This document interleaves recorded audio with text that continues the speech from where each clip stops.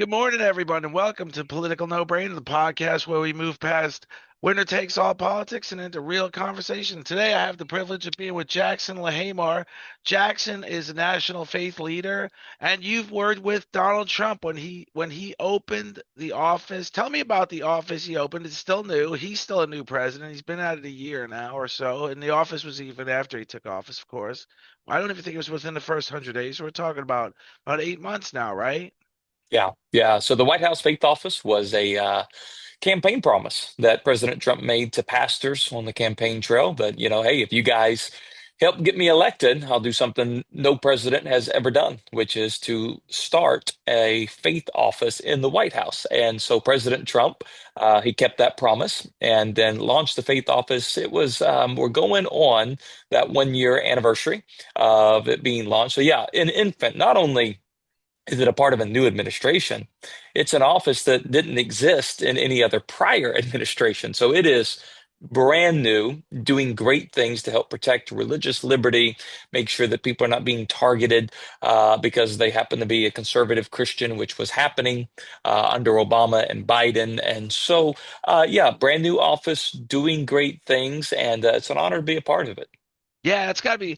And like you said, it's an interesting thing because I always talk about this, and I'm not always in agreement with President Donald Trump, but he does keep his promises. Probably on a law of averages, he's done more promise keeping than most presidents. I always refer to the one example of closing the education department, and Ronald Reagan promised that, and it actually grew in size and scope on his 8 year watch. And but when Donald Trump said it, he does do it often enough. I don't know Yeah, what yeah, the that's why I love the guy, right? I mean, to your point, not everyone may agree with everything that he says. They may vote for him, but they may not agree with everything. But at least, like, when President Trump says something, he actually thinks that, he actually means that, and he actually plans on doing that. Whereas with so many other politicians, right, you're just like, I don't think he's telling me the truth. I think he's telling me, what he thinks I want to hear, but has no intention on following through with it. And so that's what makes President Trump unique, is you may not agree with him, but you're fairly confident. I think he means what he says. I agree, and like I said, and like you said, I don't think we all agree with the president and his actions all the time, but we do agree with the idea. I remember Bill Clinton promised to, at one point in time, he promised to make the White House a Glock Coker kitchen, and I remember thinking, and of course it just fell by the wayside. It was just silly. It was just he was probably with rabbis or a lot of. I mean, I don't know exactly, but it just never happened. But this is so that I beat that point to death now. So tell me more about the office, how it's taking shape. Because, like you said, it's not an office that he said he would suddenly utilize. It's not. He created the office, and how did the notion of the creation come about? Was that the pastors and the Christians he was speaking to on the campaign trail say we need to take this proactive approach? Yeah, so on the campaign trail, it was coming up all the time that supporters of his who were Christians and pastors were having kind of the same type of lawfare that he was going through. Now, obviously, his was on a much bigger scale, but he also had a much bigger platform to fight back. And so pastors were being targeted primarily through the IRS because of their conservative Christian stance, being audited at rates that was just incomprehensible to every other demographic. And so the difference between, say, a local church pastor who supports President Trump and President Trump, when the government comes after you, President Trump had more of a weaponry to fight back.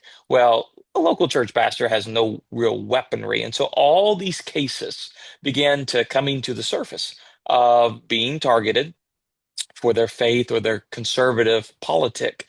And so we began to compile these things. And it became like, okay, this is an actual issue. This is not like the, anomaly, this one time happened over here.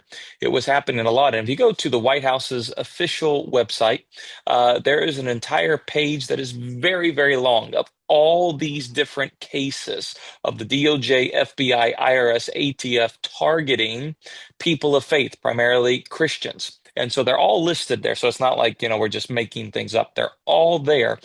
And two big examples during the Biden administration, Grand Canyon University, which is a conservative Christian university. Grand Canyon University received the largest fine by the IRS in U.S. history for political engagement, right? And so, I always joke around. Isn't Harvard politically engaged? Isn't Yale politically? They're on the other side of things, Right. but they're, they don't get fined by the IRS. They get federal grants from the government for their political engagement. So you have Grand Canyon University, largest fine in U.S. history. Donald Trump undid that in the first 100 days. They didn't pay a penny of that fine.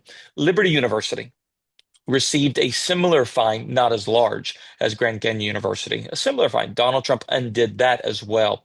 And so it's unfortunate that, you remember the Tea Party people that were targeted by the IRS during Biden's administration. That type of targeting of people who just happen to disagree, politically speaking, should never happen in our country. And that's the purpose of the faith office. So in the faith office, we have faith directors in every single agency now. There's a faith director at the IRS, there's a faith director at the FBI, there's a faith director at the Department of Interior. Every agency has a faith director to make sure none of these agencies are targeting people of faith. And that's really, and so that those directors. So how many directors would you say there are? Because there's a lot of departments in there. There's a lot. I don't know that number off the And do top of they my report head. directly to someone? Do they meet? They Yes, they report directly to Pastor Paula White and Jenny. Pastor Paula White is the president's senior advisor. Jenny Corden is the White House faith director. So that's like her actual job. And they report to them, and then they report to the president. Wow, that's really interesting. And so they identify, well, we're not seeing this president generating any new fines or any new punitive policies against any Sure. particular faith. Is that right? We're Yeah. not seeing, Oh, of so course not. so we still have a full-time job of identifying the essentially sanctions or whatever you want to call them, essentially the punitive policies. The president said, go in, find out what has been done. Let's bring it to the forefront, and then let's rectify it and correct it. And so a lot of it over the last year has just been kind of, digging, right? Compiling people's stories and figuring out what is legit, what is not legit, what is actual targeting, what is not. Some people feel like they're being targeted whenever they did something dumb and they blame it on, well, I was a Christian. And so you have to decipher through Yeah, all and you that got a kind lot of to do stuff. there. You got to Yeah, filter through so it. you have to filter all of that. And then so it's to find out what has happened, bring it to the forefront, rectify it, and then make sure it never happens again. That's essentially the process. And so it takes time though, because you can imagine how many reports or cases you get of people who think that they were targeted because they were a person of faith, uh, through the IRS or the DO or whatever it may be. You can imagine just case after case. And so you have to go through and you have to validate it or, say, I don't know if that's the case. So it just takes time, but we're in the process and it's going well though. Oh, that's great. And so, and that's so that was literally, I think you mentioned it, but I want to confirm that was generated from the back-to-back President Obama and President Biden, right? Or would you say it happened even before that? Would you say it was literally a systematic approach by the two presidents, or Well, I can't speak for, the Bush era or the Clinton era. well, One, you I'm a wouldn't think little the Bush younger. era. You wouldn't Yeah, think the Bush era, but and we are as you're certainly younger than me, so Yeah, so as far as we have kind of been digging, right? Most of our cases are during the Biden administration because they're recent, they're fresh, right? That's when most of the damage was done. Obviously, we see that these things began, it looks like they began under the direction of the Obama administration. That was when it began. But I always say I think it began there, but it accelerated under the Biden administration. That was when it really kind of went from crawling to walking to sprinting. And thank God we put a stop to it here and now. So, and that's there is this. The reason I'm asking is because there is this enormous friction that I personally don't have. I love conservative policy at times. Some things I really don't care for at all. But there is this enormous friction. So, would you say, now I've always said the inflection period was with the Affordable Care Act. I've always said before the Affordable Care Act, and granted, you're a lot younger than me, but before the affordable, if you remember, there was like John McCain, Oh, there yeah. was Senator Biden, there was Ted Kennedy, and it seemed like there was this give and take in the House and Senate. There was always something passing. You whatever it's called, you wash my back, I'll wash yours, right? And then I always felt like the reason for the friction, the reason for the end of those sidebar agreements, the reason for legislation to stop dead in its tracks was when the Affordable Care Act came out and passed along party lines. It seemed like it was just too big an expansion of too big an entitlement program, and that is the Hatfields versus the McCoys. Entitlements or no entitlements. So then Yeah. Donald Trump comes into the presidency, and he put a wrecking ball to a lot of entitlements, but he also gave a big tax cut to the very rich. So there's all this friction. How do we get back to a point when you're identifying a specific something that started with Obama and seemed a little bit effective at times, but Biden really thought we really need to go gung ho with this? How do we stop all this? How do we get America back to working together? That is a great question. We call that the $1 million question. I'm a pastor. I don't think our answer is political in nature. I think the end result would be political in nature. But I'm a pastor, and I see that our nation is broken. Our nation is extremely divided, right? Extremely divided. And healing needs to take place within the country, but for healing to take place within the country, it first has to happen within the people. And so our culture, I believe, is backwards. I believe our culture is not promoting what made us great in the first place. We have a very strong segment of culture that is, I'll just say, anti-God, anti-Bible, whatever you want to label that. And so I see you have a problem in the human heart, and the problem of the human heart cannot be fixed from a Democrat president, Republican president, a House controlled by Democrats, or a Senate controlled by Democrats. I believe that Jesus is the only answer to solving the crisis in the human heart. And so the further we remove ourselves as a society from God, the more I see our society crashing and burning. And part of that is it's played out in the realm of politics. I think politics that we see today is a symptom of the problem of the condition of the human heart in the United States of America. So I'm not trying to go super spiritual on you, No, super but spiritual is good because it's going to lead to my next question. But go ahead, go so ahead. I see if you want to heal the United States of America from what you're describing, that symptom. What you described, I believe, is a symptom. I don't believe it's the issue. I believe it's the symptom. I believe that the heart of Americans, has to be healed. I always say, in order to save America, Americans have to first get saved. That's the answer. And so, anyways, I'll let you segue into your next question. Well, that was my so when they're when you say that we have to heal the heart, a lot of times what's yearning in people's heart is some level of success, is some level of leveling up. We are getting to a point in time in America, especially, where people can no longer even afford a home. There's all this compromise that we know is real. We know people are scaling back on their prescription drugs to pay for groceries. We know people are scaling back on a lot of things to pay rent. So then comes my really far crazy question of when we get the church involved, when we start healing the heart, how can they be more involved? Like we talked about, it is the most unutilized. real estate in the country. Like you said, Yeah. there's this opportunity to be there on Wednesdays, on Sunday mornings.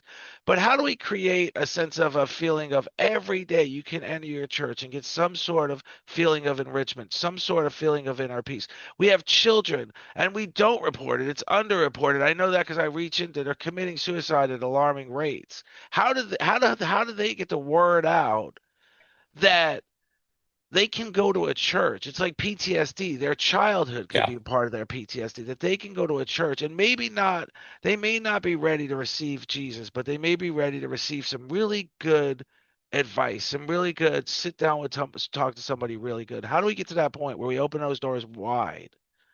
Yeah, I mean, you've heard me say that the most wasted real estate in our country is churches.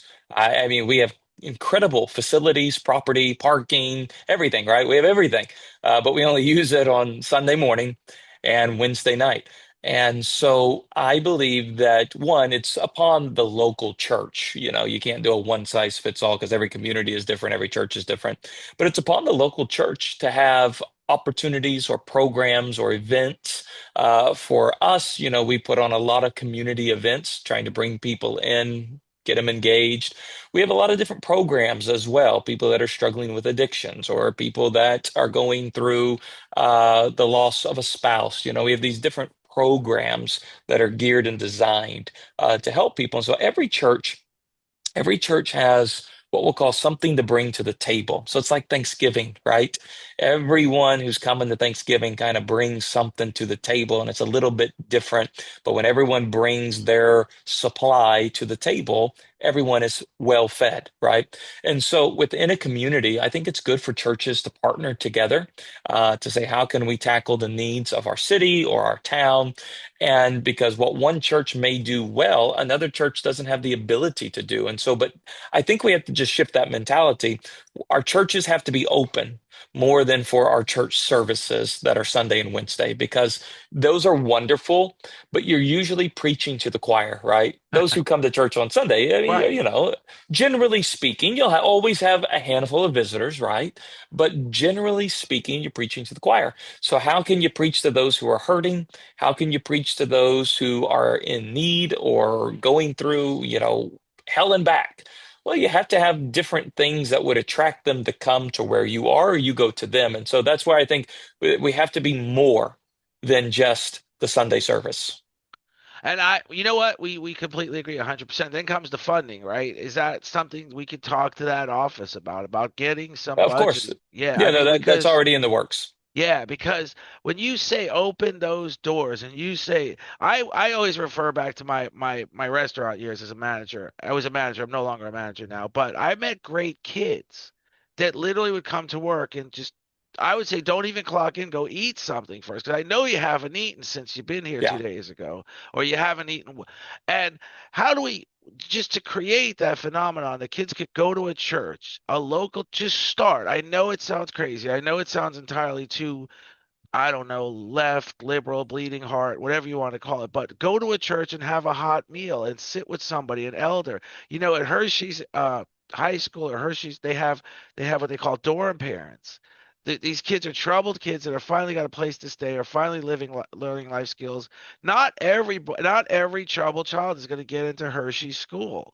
But if sure. we opened every church door and created some sort of where they could get help with their homework, where they could literally get a hot meal, where they can get some great conversation.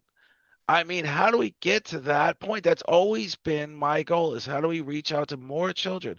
The other thing I'm going to say, and I know it's going to start off weird, is we got to a point where there's an individual that's responsible for 6 million documents of sexual abuse. I don't care who are the abusers anymore. How do we get to a point where children can go to a church and talk about this problem they're having and get help and understand how to fight back and get resources to enable them to fight back? Yeah, I think the church can play a huge role in helping solve the problem. I don't think the church can solve the problem No, per but it could se, make a but big they can difference. make a big difference. And so churches just have to be willing to do that. And obviously, the faith office, that's part of the assignment and the task. How can the federal government partner with houses of worship to help meet the needs of the community that they're in. Because here's what we know, just from a basic stat line.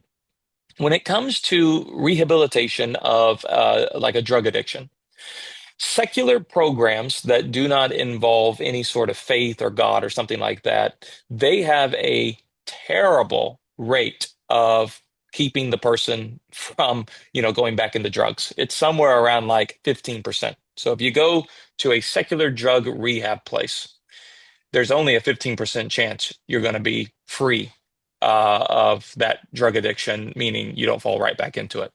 Faith-based rehabs have a 70 to 80% success rate. 70 to 80% success rate. Now, who do you think gets all the government funding? The It's the business. secular ones. Right. Yeah, who have a 15% success rate. 15%. Where you got other programs 70 to 80%. And so you look at that and you say, well, what if we shifted more funding towards these programs that have a much higher success rate? Would it make a bigger impact with in the community? I think the answer is yes. So it's looking at how can the government partner with not creating new funds, not needing more money, but targeting the funding at programs that actually succeed, right? Actually succeed. And so that's part of the role. Obviously, you don't do that overnight. That takes time to figure out how can you do this. But churches have a big opportunity within the next year that funding is going to be made available for these type of programs. So, and that just gives me a sense of relief that that works in progress. And like you said, in the next year, it could be shifting, Yeah. right? We could be Oh seeing yeah. some sort of shift. Then comes Shifting in the funding. shifting in funding. What if there is a necessity for more money? Isn't that okay too? Well, I'm a fiscal conservative, right? I think the government, I think, I think the government takes in more money than probably what it needs. I think we waste a lot of money, and so my stance, there may be more money. I'm not saying there won't be. My stance would be is maybe we don't need more money. We just need to better use the ample amount of money that we bring in. And so, like I said, if we're funding secular programs that have a 15% success rate, well, then let's slash funding to that program and let's put the funding towards programs that have a 70, 80%. I mean, as a business guy, that would be a no-brainer, right? Which company do you want to invest in? You got some money, you want to invest in the company that's got like a 15% return, or you want to do the one that's got a 70, or it's a no-brainer where you would Right. put your money. So I don't know if we necessarily need more money. I think we need to better manage what we already have. So let me just spitball another idea out there because I was talking to Dr. Nelva Lee. She is a conservative Georgia. She's running for Georgia school superintendent. She's conservative. She's incredible. One of the things she talked about was I think it was in Mississippi, they created a statewide public Montessori school system, Yeah, public, not private. Now, I'm going to think out loud here. Often people lose interest in life because they start out floundering all over their K through 12 education system, and that's because maybe they're more creative. What if we got churches involved in being a part of that national public Montessori education system yeah, and no, and I and I think really it's a opening beautiful the thing. I and really opening those doors up to those kids because if you start out on the right foot. Whereas if you start out on the wrong foot, you go to school, you can't fathom what the English teacher is teaching. You have no idea about the sports programs, but you're creative. And you then and there's educators that say he really belongs in a Montessori system. The first thing the parents are going to say is, "How much does that cost?" Oh, no, Right. no.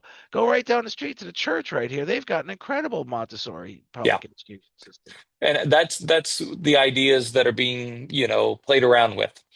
Because churches are like schools. They're ready to roll when it comes to kids because we have classrooms already, Sunday school, connect groups.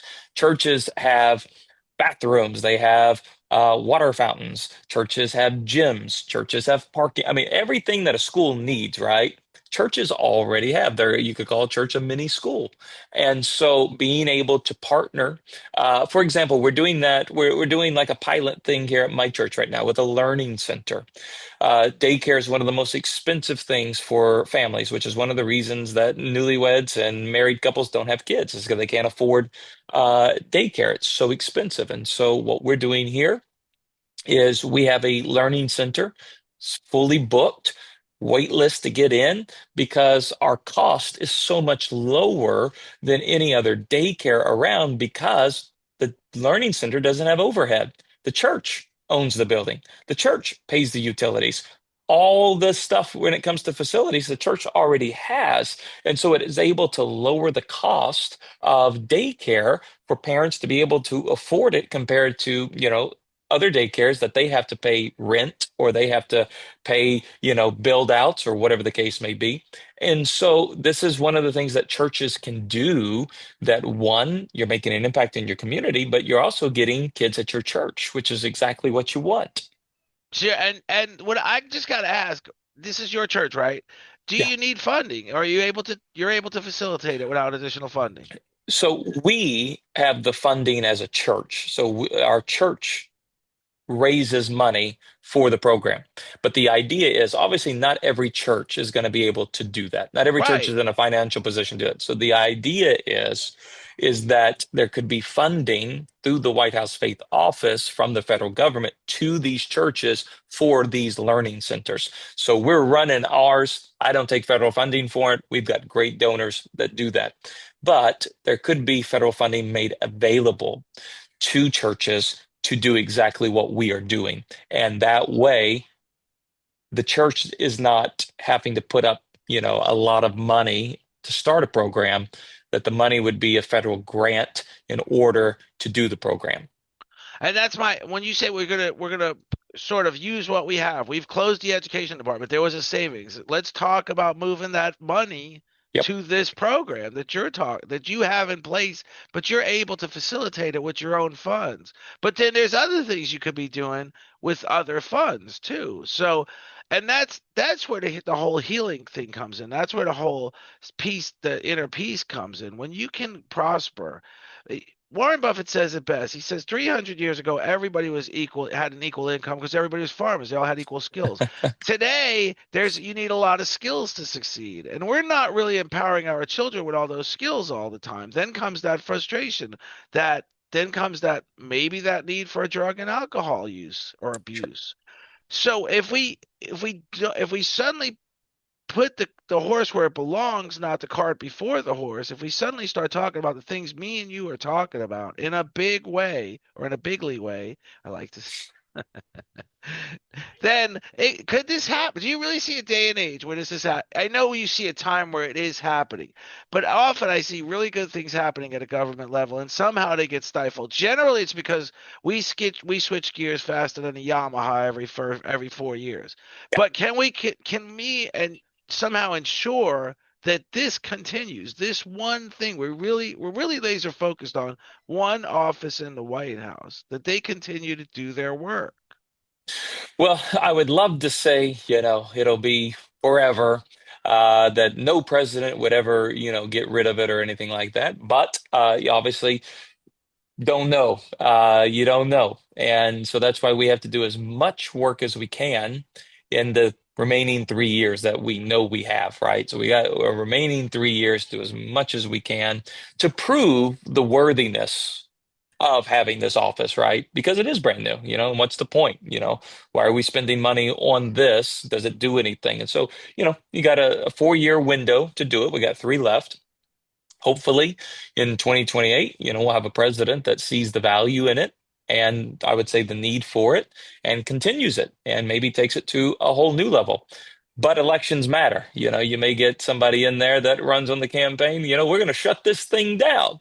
And so, I wish it could be one of those things that would be a forever thing. But, as you know, anything that is done with the executive pen can also be undone with the executive pen. And this was done at the order of an executive order from the president. And so I'm optimistic. I don't see why anyone would not want a faith office, right? I don't know why you wouldn't. But it's politics, right? And to your point, we shift gears very quickly.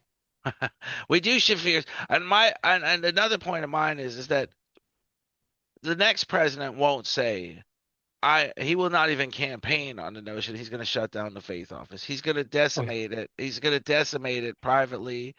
The my point is how do we get the point across that this is really like you said, we've got a lot to do in 3 years. We're in the position to do it in 3 years. Right now we Yeah. have the groundwork, we have the support.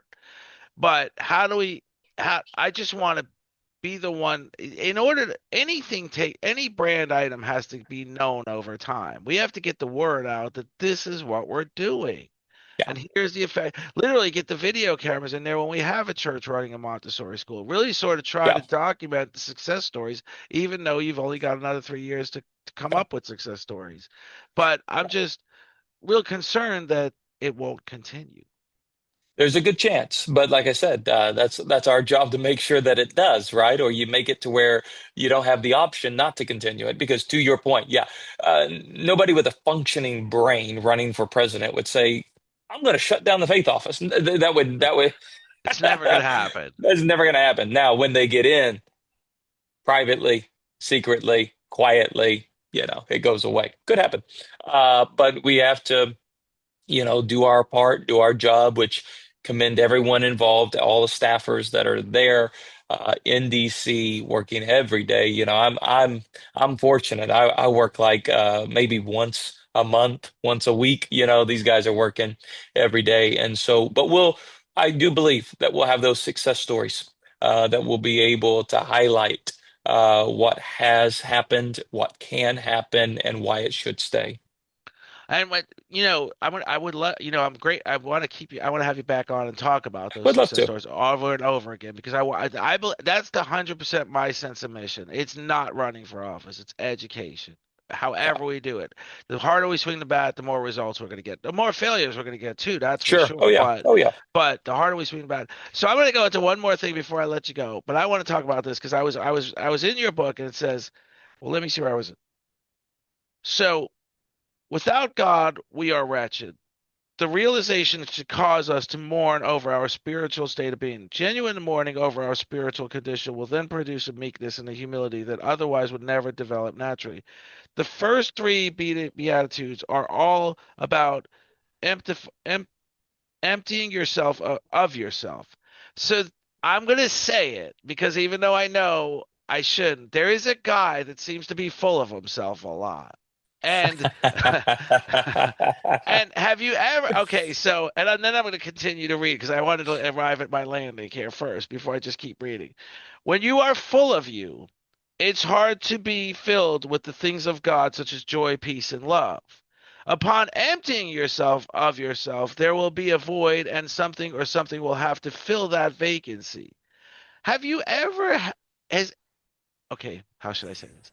Has anyone ever thought to have the conversation that you could do a better job of being the messenger if you didn't suddenly sidebar into your own personal success story? Yes.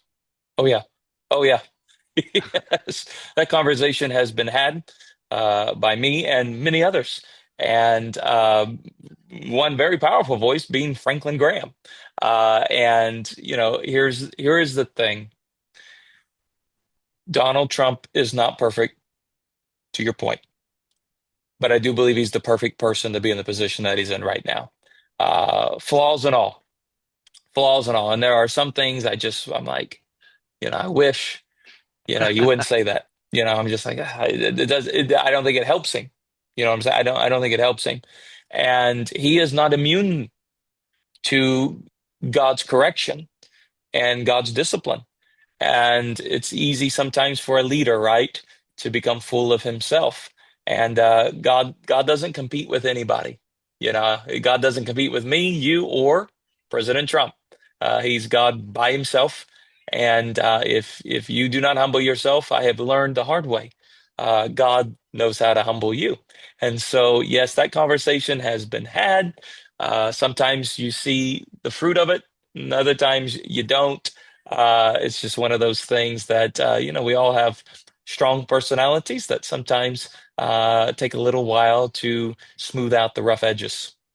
So to that point, and of course we don't have the answer, but it is just to talk about when the next candidate comes for the Republican Party, whomever it is, will the expectation be that some of those flaws aren't as bright as they are Yeah, with. well, I would say anyone who tries to be Donald Trump should not be president of the United States. There can only be one Donald Trump. So whoever is going to be that person needs to be themselves, right? They need to be who they are. And Trump's personality, it's not like this was a new personality that came about when he decided to run for office. This was his personality or brand, since he became, a New York Playboy billionaire. The next president of the United States probably will not have the same flaws as President Trump in regards to the ego or, saying just whatever he wants. But the next president, whoever it may be, Rubio, whether it is JD Vance or Gavin Newsom, will have different flaws than Donald Trump that will irk people, yeah, the wrong way. So they may not have Trump's flaws, they will have different flaws. But whoever we get is going to have a lot of flaws because, I always joke around, Jesus is not coming down from heaven to be president of the United States. That would be a major demotion. That would be a major. So whoever we get is going to be majorly flawed. Absolutely. And do you there was a thing, I think it was Lewinsky coined the phrase, let Trump be Trump. Do you think Trump's being even winning the presidency is because he had those flaws, because people were tired of the snake oil salesman, the Yes. person that That was why people ask me all the time, why were Christians so attracted to Donald Trump and not the guys who were going around quoting Bible verses, right? Why did Christians go with a guy who didn't know a Bible verse? Yet the guys that were quoting Bible verses, Christians didn't choose. Why were Christians attracted to Donald Trump? He was authentic. He was real. He was, I'm not going to try to lie to you and tell you I'm the greatest Christian you've ever met in your life. That was not Trump's selling point. I'm real. I'm going to be honest. All these other guys are fake and they're lying to you. That's what attracted people to President Trump was authenticity, because people are tired of the fake. They're tired of the guy that, has got the, John 3:16 tattoo over here and living a completely different life. They're just tired. They're tired of it. And yeah, I think that's why.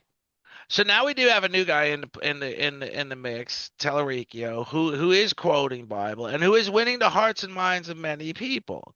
And is that a concern? Because he really is saying some of the opposite of what's going on right now. Is that a concern that the sense of the sense of emotion that he's creating, the sense of connection he's creating? Whenever somebody said Hillary Clinton's going to flip Texas, I said you're an idiot.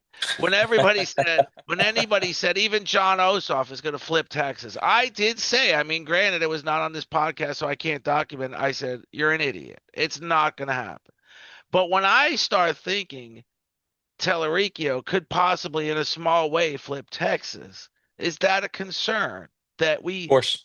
it because and the question would be why? Is there because it is sort of polar opposite of what's he is sort of going to that level of being very definitive on being polar opposite.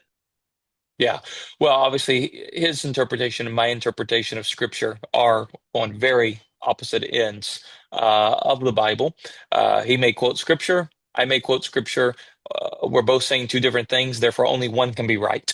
And, I happen to think I am, right? I mean, I wouldn't preach what I'm preaching if I thought I was wrong. So it's like, well, you're being arrogant. I was like, well, if I didn't believe this, why would I preach it? So I obviously believe that I am right and he is wrong. And if I am right and he is, see, here's the thing. We have two ideas here of what the Bible says. One of them comes from God, one of them comes from the devil. And I don't get my ideas from the devil. So therefore, I am believing that what he is throwing out there. Now listen, he's smooth. He's smooth and he's connecting heart to heart. That's a very crucial element. We saw that with Mondami, right? He was smooth, connect heart to heart. was on target. Obama, I thought, was very good at that as well. Obama was he could pull heartstrings. And so this guy, yeah, he's good. Now I'll be honest, I have not followed as closely as I probably ought to, given that I am the neighbor living in Oklahoma right above Texas. But we kind of got our own mess in Oklahoma that we're dealing with as well. So I haven't followed. I've just seen the clips, and I'm always hesitant to judge a Republican or a Democrat based upon a 30-second clip because I've been, hammered on 30-second clips. So I'm like, I haven't fully dived into everything, who he is, what he says, and all that kind of stuff. But the things I have seen are very, very concerning. So and then would you say, and again, you don't, we often the Pope is at polar opposites with President Trump as well. What do you feel? How do you feel about? Is there any compromise? Is there any meat in the middle, or is it like you said that you're either with the devil or you're with Jesus or you're with God? Well, I think it depends on the subject, right? So the subject of like, there are some things that are just abundantly clear. Gender, the subject of gender, that's not a political issue, that's a Bible issue. God created them male and female, period, end of story. Next subject, marriage. God created male, female, brought them together in marriage to one another, one woman, one man. Next subject, life. God created life intentionally, which brings inherent value to life. So those issues, to me, it's a black and white thing. Now, you want to talk about taxes? What percentage of, we can debate that, right? So, all right, let's say you're a little more liberal than me, and you're like, oh, you're a little more crazy than me because you're like, I want to pay more in taxes. Yeah, let the government, and I'm like, I'm more sane. I'm like, I don't want to pay more taxes. That's fine. We can discuss that. We can debate that all day long. So it depends on the subject. It depends on the subject. The Bible's clear on many, many subjects, not so clear on subjects like taxes. You could make a case. Some people have made cases on, tax rates and things like that from the Bible. If God only requires 10%, why does the government require 25%, right? So you can have that discussion. But on certain things, dogma, those are not up for debate. So you basically identified four things, right? Which means when you get to the negotiating table, if you're only off by four things, you're not doing bad to start, right? So then came my classic example of it was a report where the House had come to an agreement on the military budget, but liberals were holding out for more gender care funding. And I thought to myself, conservatives would have never agreed to a dime. And then I find out that they agreed to something. I don't know the figures at all, but I found out. So can it be said, can it be thought that I'm just asking the question. I'm not, because I don't know the answer. Can liberals be the problem? Are they the ones not willing to compromise? I'm just asking. Yeah, I I'm mean, not, I I think like, it goes probably both ways. I'm sure it goes both ways, but I would say like right here, right now, with the Trump administration, a Senate and a House controlled by Republicans, I do think that liberals are obviously, kind of in gridlock mode, which we do the same thing when there's a Democrat in the Oval and Democrats are, we Republicans do the same thing. So it's not just like they're the only ones that do it. We do the same thing, but I really do believe you see it right now. Uh, Trump derangement syndrome is a real thing. It doesn't matter what he does, whether it is good, whether it's not so good. It doesn't matter what he does; they're against it. I mean, like name a Democrat plank of what they want. Whatever. Let's say it's um, universal health care for everybody. Well, if Donald Trump came out tomorrow and said, I want universal health care for everybody, they would find something wrong with it. It just, whatever he does, even if it's what they want, it's is wrong. So I think that's part of it. And so they're just waiting till the midterms, right? I mean, it's political strategy. so let's do this. Let's do this. When you say if Donald Trump said, he would agree, or he would literally write the legislation for universal health. I'm either the liberal or the moderate that said I think the Affordable Care Act is as far as we should go with. The only problem is the acronym. It's often not affordable. It's available. I thought the acronym Right. should be the Available Care Act. It is Yeah. available. If you are, God forbid, diagnosed with an awful condition, your pricing is based on your age and gender. Yeah. That was really so. If we ever got to a point where we said, let's stop the debate about universal health care versus whatever. Donald Trump was saying we're going to give you $2,000 a year, and everybody's like, $2,000 a year wouldn't even cover my child's coverage. Okay, so forget about the whole family. If we Can we ever come to an agreement on anything like that? Like just say, let's just maybe increase, let's go back to the increased subsidies. Let's just put that debate aside. Let's fix it a little bit and let's just call it what it is. Do we ever get to that point? No, right? I doubt it. It just whoever's in power has the votes to be able To to push stir the through. pot. I think that's part of the beauty of our system, and it's part of the worst part of our system, right? And so elections matter. That's why politics does matter, because policy comes out of political victories, and policy directly impacts people. And so the reason we have to win politically is because people matter, right? And people are directly impacted by policy. But you can only shape policy and you can only push through policy if you win politically. So elections, they do matter. That's the best part and the worst part, probably, Yeah, about our political system. I completely agree. And I agree. You pretty much phrased it that Donald Trump is the right guy to do most of the heavy lifting. But at some point after this 4 years, I just think whoever it is just needs to realize you can't reverse everything Donald Trump did. And let's stop that whole notion of let's just redo everything every 4 years, because we're really screwing the pooch every 4 years more than anything. Even if you just went in any direction for essentially, even if you went in Biden's crazy direction for another 4 years, we would have more of a sense of stability, I guess you would say. Then, but it's okay that we're doing the heavy lifting now. He's doing the heavy lifting, and he's the right guy for the job.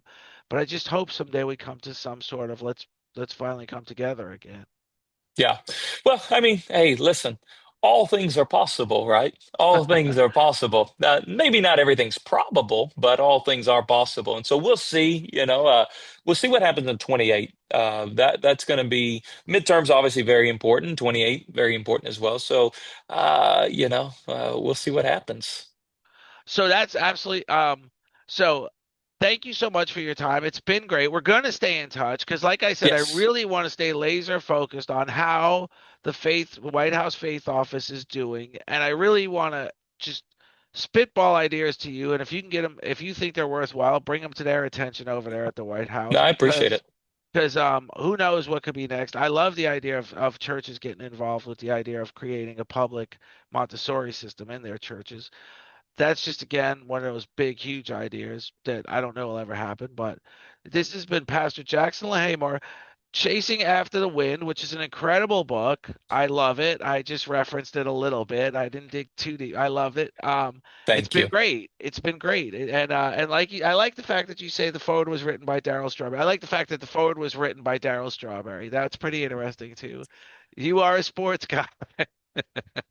There's there's That's Daryl's. There's Daryl's jersey. There's Daryl. And there's Timo. Wow, cool. Yeah, Tim's a good friend Tim's and a comes to great the guy. church. I I love love Tim. him. A very Yeah, good man. he is a good man. He's a beautiful man. And I just, no matter whether we agree or not on everything, I just love good people. I love Yeah. talking to good people. So, Pastor Jackson, thank you so much. Did you want to put out anything out there about your books or anything you can? No, no, all my books are available on Amazon and Barnes and Noble and Walmart and Target, all that stuff. But jacksonlawmeyer.com, if you go there, I've got two books available. And if you buy either of them, I'll sign them and send them your way. You can't get a signed copy on Amazon, but you can get one at jacksonlawmeyer.com. So, anyways, man, thanks for having me on. I really Thanks. appreciate it. Thanks, Jackson. Talk to you soon.